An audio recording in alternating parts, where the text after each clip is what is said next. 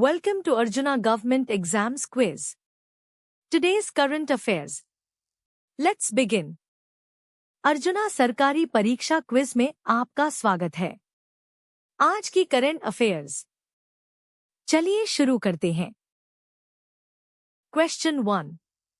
Recently, a controversial statement advocating for the killing of a significant number of people in Gaza nightly was attributed to a minister of which country? हाल ही में Gaza में रात में बड़ी संख्या में लोगों को मारने की वकालत करने वाला एक विवादास्पद बयान किस देश के मंत्री से संबंधित है?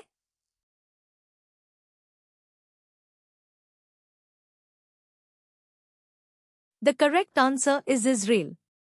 Israeli Minister Itamar Ben-Gvir recently made a controversial statement advocating for the killing of 30 to 40 people in Gaza nightly while speaking to an ex-hostage. सही उत्तर है इजराइल। इजरायली मंत्री इतामार बेनगविर ने हाल ही में एक पूर्व बंधक से बात करते हुए गाजा में रात में 30 से 40 फीट लोगों को मारने की वकालत करने वाला एक विवादास्पद बयान दिया। Question 2. Recently, all scheduled airline flights from Visakhapatnam Airport, VTZ, were shifted to a new location. What is the name of this new airport? हाल ही में विशाखापत्तनम हवाई अड्डे VTZ से सभी निर्धारित एयरलाइन उड़ानें एक नए स्थान पर स्थानांतरित कर दी गई हैं। इस नए हवाई अड्डे का नाम क्या है?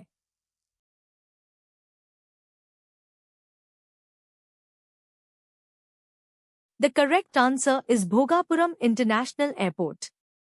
All airline flights previously operating from the civil enclave at Innsdega, Visakhapatnam Airport, VTZ, have been moved to the new Bhogapuram International Airport.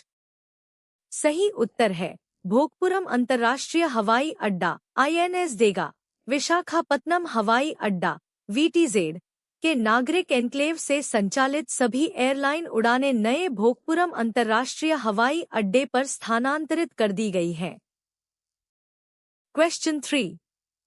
Which state government recently invited student protesters for fresh talks regarding a recruitment exam row, following multiple rounds of earlier discussions? हाल ही में किस राज्य सरकार ने भर्ती परीक्षा विवाद को लेकर छात्र प्रदर्शनकारियों को ताजा बातचीत के लिए आमंत्रित किया, जिसके पहले कई दौर की चर्चाएं हो चुकी थीं?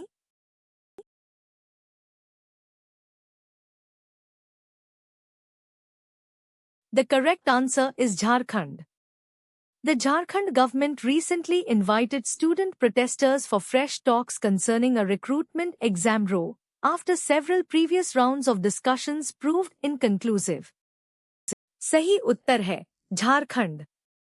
झारखंड सरकार ने हाल ही में भर्ती परीक्षा विवाद को लेकर छात्र प्रदर्शनकारियों को ताजा बातचीत के लिए आमंत्रित किया, जिसके पहले कई दौर की चर्चाएं अनिर्णायक साबित हुई थी। Question 4. Which state recently announced a 2% hike in dearness allowance, DA, and dearness relief, DR, for its state government employees and pensioners?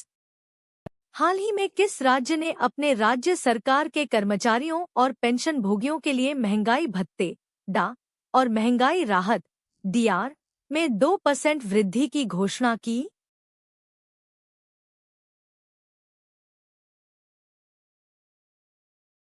The correct answer is Sikkim.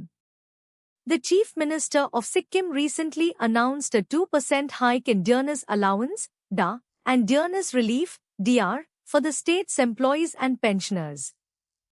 सही उत्तर है Sikkim.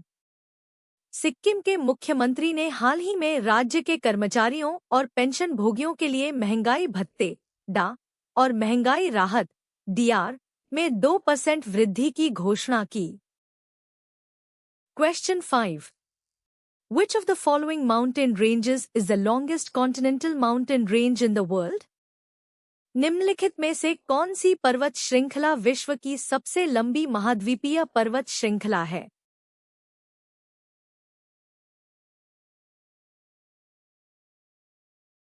The correct answer is Andes Mountains.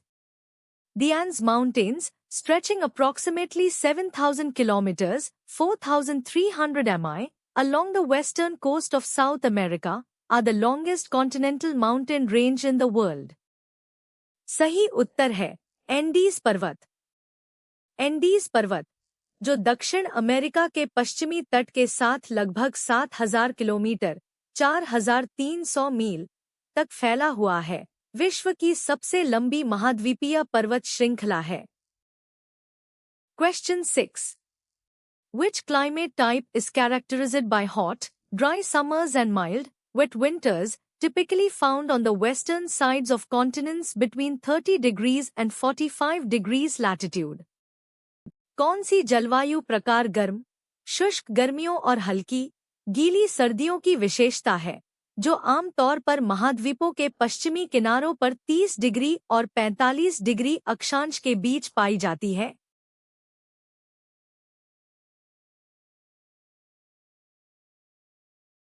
The correct answer is Mediterranean climate.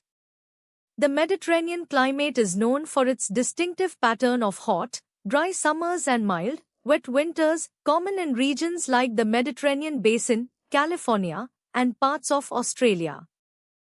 सही उत्तर है भूमध्यसागरीय जलवायु। भूमध्यसागरीय जलवायु अपनी विशिष्ट गर्म, शुष्क गर्मियों और हल्की, गीली सर्दियों के लिए जानी जाती है, जो भूमध्यसागरीय बेसिन, कैलिफोर्निया और ऑस्ट्रेलिया के कुछ हिस्सों जैसे क्षेत्रों में आम है। Question 7. The Ruhr region in Germany is historically famous for which of the following industries? Germany का रूर क्षेत्र ऐतिहासिक रूप से निम्नलिखित में से किस उद्योग के लिए प्रसिद्ध है?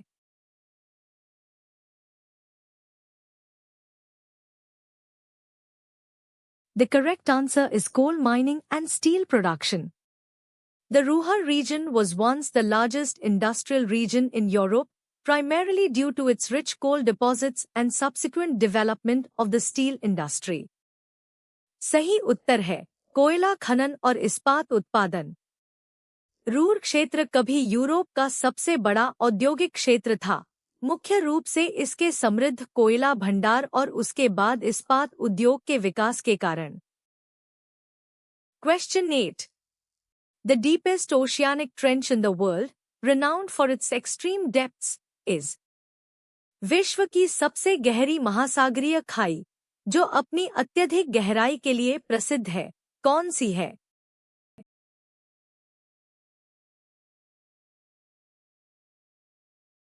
The correct answer is Mariana Trench.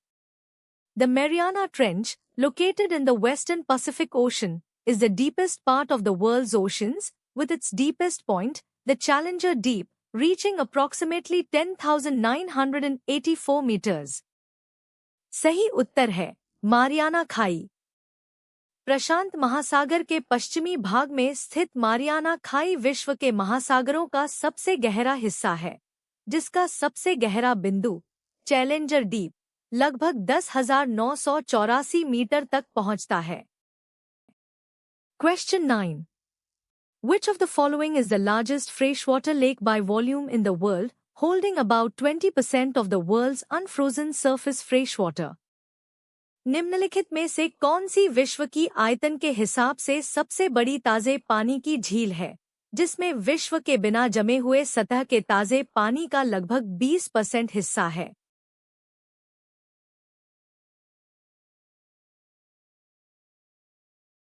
The correct answer is Lake Baikal. Lake Baikal, located in Siberia, Russia, is the largest freshwater lake by volume in the world and the deepest lake, containing approximately 20% of the world's unfrozen surface freshwater. सही उत्तर है Baikal झील। Siberia, रूस में स्थित Baikal झील, आयतन के हिसाब से विश्व की सबसे बड़ी ताजे पानी की झील और सबसे गहरी झील है, जिसमें विश्व के बिना जमे हुए सतह के ताजे पानी का लगभग 20% हिस्सा है। Question 10. Who among the following is widely regarded as the founder of the Maurya Empire in ancient India? प्राचीन भारत में मौर्य साम्राज्य के संस्थापक के रूप में निम्नलिखित में से किसे व्यापक रूप से माना जाता है?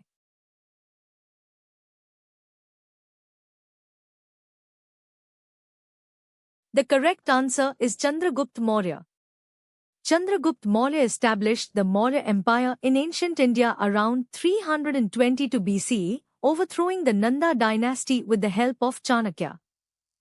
सही उत्तर है चंद्रगुप्त मौर्य। चंद्रगुप्त मौर्य ने चाणक्य की मदद से नंद वंश को उखाड़ फेंककर लगभग 322 ईसा पूर्व में प्राचीन भारत में मौर्य साम्राज्य की स्थापना की। Question 11.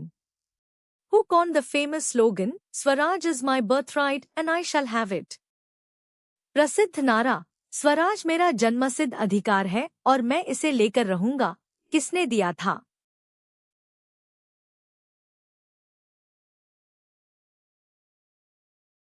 The correct answer is Bal Gangadhar Tilak.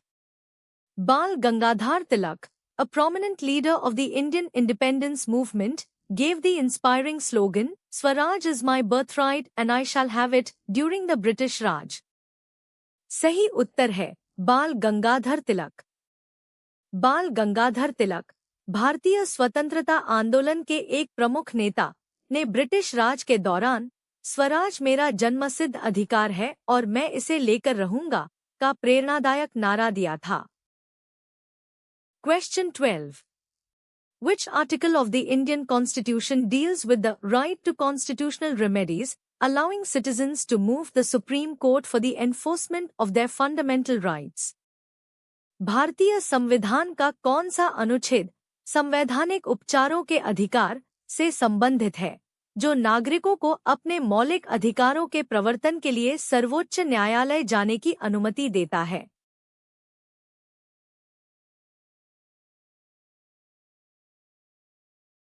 The correct answer is Article 32. Article 32 of the Indian Constitution guarantees the right to move the Supreme Court for the enforcement of fundamental rights and is considered the heart and soul of the Constitution by Dr. B.R. Ambedkar. सही उत्तर है अनुच्छेद 32। भारतीय संविधान का अनुच्छेद 32 मौलिक अधिकारों के प्रवर्तन के लिए सर्वोच्च न्यायालय जाने का अधिकार सुनिश्चित करता है और डॉक्टर B.R. अंबेडकर द्वारा इसे संविधान का हृदय और आत्मा माना गया है। Question 13. The President of India is elected by an electoral college consisting of? Bharat के राष्ट्रपति का चुनाव एक निर्वाचक मंडल द्वारा किया जाता है जिसमें शामिल होते हैं।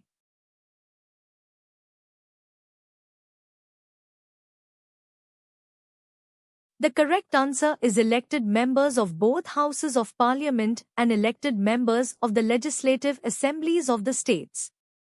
Article 54 of the Indian Constitution outlines the composition of the Electoral College for the President's election, which includes elected members of the Lok Sabha, Rajya Sabha, and state legislative assemblies.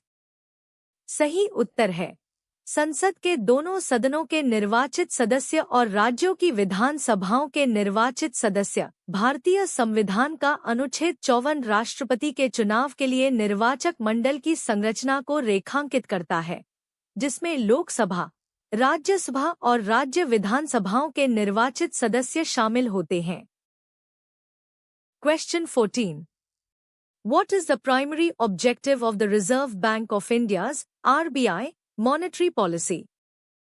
भारतीय रिजर्व बैंक (RBI) की मौद्रिक नीति का प्राथमिक उद्देश्य क्या है?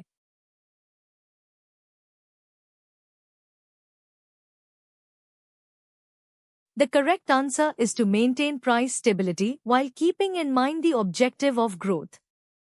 The primary objective of RBI's monetary policy is to maintain price stability, which is crucial for sustainable economic growth. सही उत्तर है विकास के उद्देश्य को ध्यान में रखते हुए मूल्य स्थिरता बनाए रखना। RBI की मौद्रिक नीति का प्राथमिक उद्देश्य मूल्य स्थिरता बनाए रखना है, जो सतत आर्थिक विकास के लिए महत्वपूर्ण है। Question 15.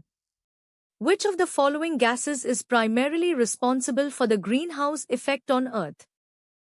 पृथ्वी पर ग्रीनहाउस प्रभाव के लिए निम्नलिखित में से कौन सी गैस मुख्य रूप से जिम्मेदार है?